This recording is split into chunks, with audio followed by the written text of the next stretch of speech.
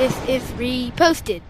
Jeremy Yoder is the mad scientist of barbecue. He is a former biology and chemistry teacher from Kentucky who loves smoking meat and enjoying the rewards of a long cook. You can check out his YouTube channel, Mad Scientist Barbecue. He has videos on how to smoke brisket, how to smoke beef ribs, and even how to run a 500-gallon offset smoker. You can also follow him on Instagram and Twitter at Mad Scientist BBQ. Thank you so much for joining us today, Jeremy. Thank you so much for having me on. I really appreciate it. Yeah. So to kick us off, I want to give you a quote I found from an article by Kate Nash. It's called The Science of Cooking. And she says, all good cooks are aware of the chemical reactions that occur during the cooking process, even if they don't fully understand them. However, understanding of a basic science behind cooking helps them produce even better results. I love that you have a background in chemistry. I have a background in chemistry.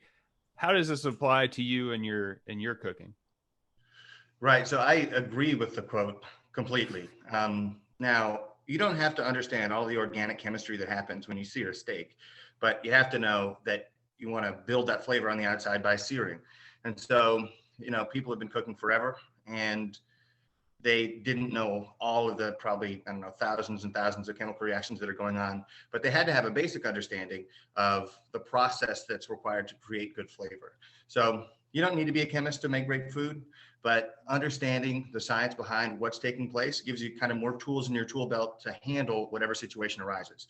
So maybe you're not cooking with the kind of equipment you usually want to cook with, but because of the knowledge that you have, you can adjust it and use the science behind what you want to happen to make you more successful.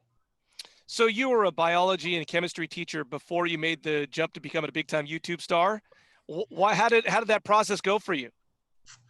Oh, okay. So if I'm going to sum it up really quickly, when I was teaching, basically I loved the kids, didn't really care for the job. So I was teaching at a private school in LA, catered to very kind of exclusive clientele, and there were, I guess, a lot of demands on my time. So I'd have to teach during the day, and then I'd have to do tutoring after school, but for kids from other schools. So other schools where they're paying, $40 grand a year to go there, they're struggling, they come to see us, and we help them do well in their classes. And so it's just kind of a grind. And I thought, I don't want to do this forever because I wasn't making tons of money or anything like that. And I was also going to school full time, getting a master's degree. And so I was just kind of spent. I was just kind of, I don't know, beaten down by what I was doing. So I needed a hobby. I got into doing barbecue because my thought was meat, good, fire, good. This is going to be fun. And so I started smoking. That sounds like a very caveman approach. Meat, good. Fire, right, exactly. Good. I wish I could say that there was some kind of, deep philosophical reasoning behind why I started barbecuing, but it's just simply, I like meat. I like to play with fire. This sounds like a good hobby for me. So I went down to the local hardware store, got what I thought was the greatest smoker of all time. It was a combination like propane grill and charcoal grill with a smoker box thing. And I thought, I'll never need anything else. This is the pinnacle of cooking meat. And started doing that every weekend. Then it got to be where I was staying up at night during the week and, making barbecue because I loved it. It was so much fun. And then I was talking to my wife actually about, it kind of bugs me when I'm watching barbecue videos on YouTube and people will say things about the science of what's happening that I know for a fact is incorrect. So they'll say something like, yeah, you gotta be real careful of them ashes right there. They're real acidic. You're gonna eat through the metal. And then I'm thinking, no, the ashes are actually basic. I mean, yeah, you want to clean them out, but it just bugged me. And so she said, well, maybe you should make a video. And I was like, fine, you know what, I will. And so I started doing the videos while I was teaching and started doing it more and more. And I was cooking too much food for my wife and I to eat ourselves. So I started giving it to friends. Then I started getting requests to do events for people. So they'd say something like, hey, you can cook for like 300, right? And I thought, no, are you crazy? There's no way. And so eventually, after getting a bunch of those requests, I pulled the trigger and had the 500-gallon offset made. Then I started a catering business. So for the first year of that, I would teach during the week. So I'd teach my first biology class at 8:30, and then I would usually finish up with all the tutoring at about 8 or so.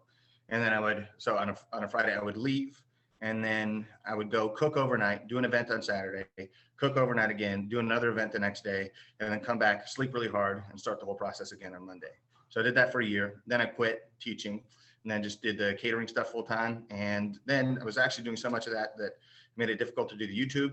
And so I dialed that back, started only doing events because I wanted to.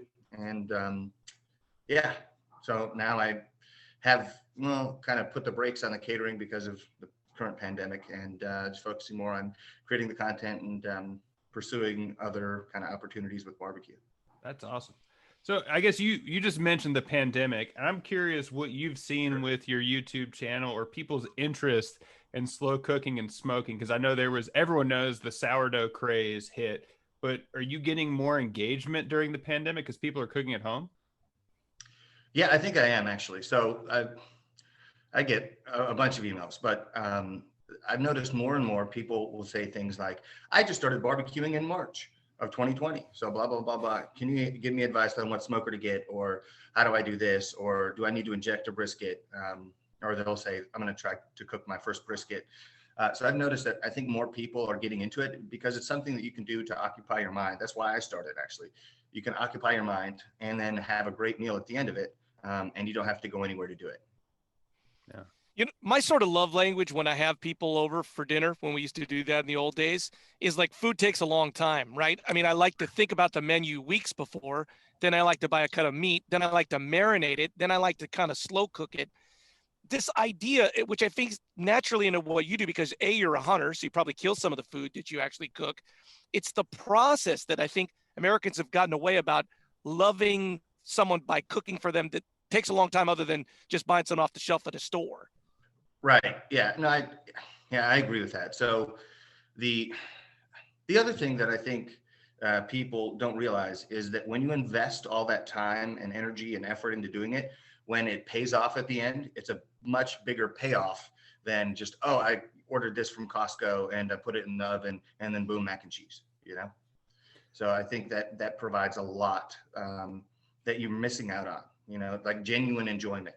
Because for me, like I'm kind of a very simple person. I like to, you know, have a task. I like to complete the task, and then I feel good, like, oh, I just did that, you know. And so cooking gives me a way to get that done. Whereas, like for instance, social media stuff. I mean, well, what's the task? Get more subscribers. It's never complete. It's never something that's done, you know. But with cooking, I get that sense of accomplishment. Not that I'm the greatest cook ever, but I set out to do something, I did it, and then I can feel good about it. And then I can share it with other people. So this might be a bit of a stretch, but I heard you talking on one of your YouTube videos that you were in band when you were growing up, and you have a science background. And I feel like barbecuing is kind of a mixture of the art of being able to feel it and the science of like how things are reacting. Do you see any connection between art and science when you look at the meat and how you're cooking it?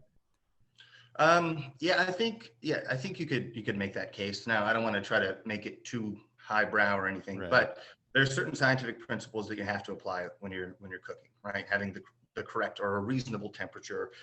There's science in what goes into the rub. There's science in how you're burning your fire, all that stuff. But there's also an art, because no two pieces of meat are identical. No two cooks are going to be identical. The humidity and, you know, ambient temperature isn't going to be identical for one cook to the next. So you have to know how to adjust it. Now, there's scientific reasoning that influences how you adjust it, but eventually where the art side comes in is after you've done it enough, you gain like I don't know how to describe it. Like for me, I can look at a brisket that I'm cooking and pretty much, you know, be within 5 degrees of what its temperature is. Or I'll look at it and know, okay, I got to jump up the temperature in this pit by 30 degrees. So when you get a feel for it, then I think you're bringing in some of the art into it, because if it were just science, you'd plug it into a formula and blah, blah, blah, blah, and then this is the answer. Whereas when you're actually doing it with, you know, real pieces of meat and it's not something on paper, you have to develop a sense of where it is, where you're trying to get it to, and how to coax it along and get it to the end point. Just sort of one nuts and bolts question for you, for me, basically only. Like when it comes to the meat specifically, when you're smoking, does it matter as much like getting your meat from like Costco versus a nice butcher or like your local supermarket? Does it make that much difference if you spend a gazillion dollars at the high-end butcher store? It makes a difference, but that difference has diminishing returns. So the difference between a select brisket that you might get at Walmart and a choice brisket that you might get, I don't know, somewhere else, is pretty big.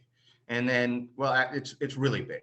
Then the difference between a choice brisket and a prime brisket is pretty big. So you can go to Costco and get a prime brisket there, and it's pretty good.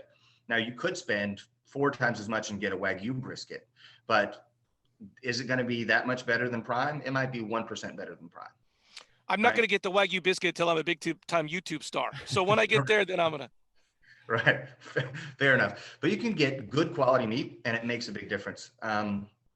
And it's worth it, I would say, up to prime. So if you're cooking choice or prime, when you're doing low and slow barbecue, you're totally fine. Now, where that logic doesn't really hold true in my experience is with pork, because pork has so much fat anyway and so much connective tissue like a pork butt. You can get the cheapest commodity pork butt and cook amazing pulled pork. Yep. And I've tried all kinds of stuff. I've tried heritage breed pork. I've tried like Nyman Ranch stuff from suppliers all over the country. And really, the cheap stuff that you can find at your local store is going to be plenty good for pork butt. Where I would say spend the money is with beef, and you can get pretty good stuff at Costco, and that's available to most everybody around the country. Cool. Well, Jeremy Yoder, thank you so much for joining us today. You can check him out on YouTube, Mad Scientist Barbecue, Instagram, Twitter, Mad Scientist BBQ.